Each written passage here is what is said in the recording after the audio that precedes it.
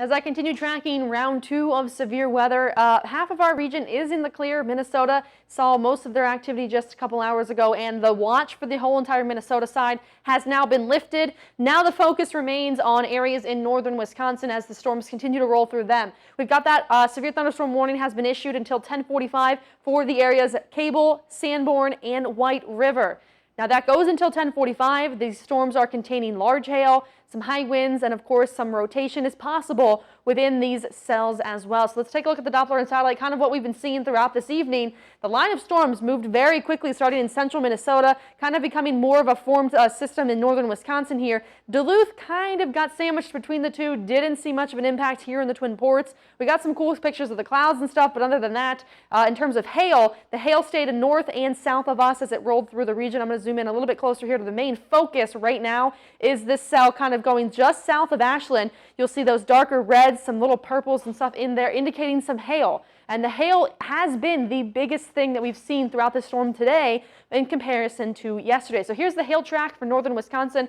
Now this has changed, but the hail track I had just done before this changed on me was indicating 1.8 inches of hail. And you kind of see those colors changing from light blues to dark blues and to even a purple, and that just kind of shows you as the storm rolled through what areas were indicating some hail. You'll see more southern down in Barnes, and then it kind of is pushing up. Right here is also another indication. So the threat of hail has definitely made its way through much of the region, and that's what we're continuing to see. Now the dew points, if you've stepped outside today, you're probably noticing it's very sticky and just kind of uncomfortable. We're looking at dew points, especially in northern Wisconsin. 73 is the dew point. Now that's the amount of moisture in the air, and this is what has been fueling these storms both last night and tonight. Twin Cities is 78 degrees. Their heat index is what it feels like. It's still in the 90s, and it is past 10 o'clock at night. So temperature-wise, it is warm outside. It's now 81 degrees in the Twin Cities, 70 here in Duluth, and 80 in Hayward. So these storms are still kind of developing in northern Wisconsin, just like we saw last night.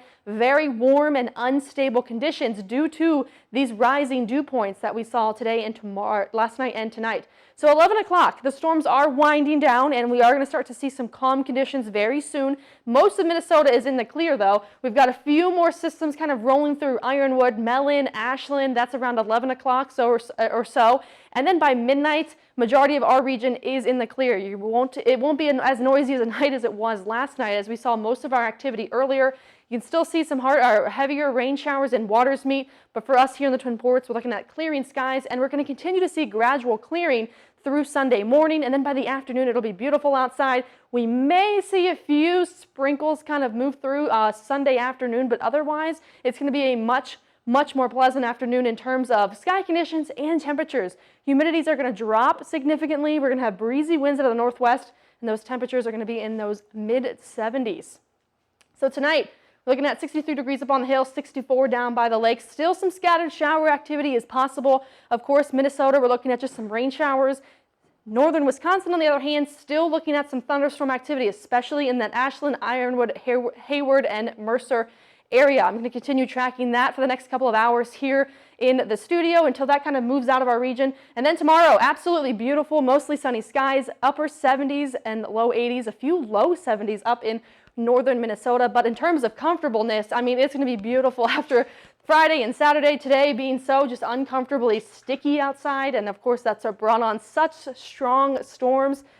Sunday and Monday actually is going to be just a nice break from all of that activity. I know we've said all the month of June that we needed the rain, right. And then we've just been slammed every day in July with severe weather. Right. So it's Sunday and Monday will be a very nice change, and then of course we'll get some more rain our way Tuesday. Yeah, it looks like a pretty nice good week on tap. Definitely get those rain chances up for us. I mean, you're talking about the mugginess. We were outside about an hour ago during a Facebook Live, kind of seeing the lightning that was out there, and I remember Caitlin just saying it's so sticky out here. It's very noticeably. Yeah, so hopefully that the storms that are coming through here kind of takes away that humidity and takes away that mugginess. Oh, it sure will. So that's what we like to hear up here. Awesome. Thanks, Caitlin. Yep. Still to come on the CBS 3 News at 10, flags were flown at half staff today.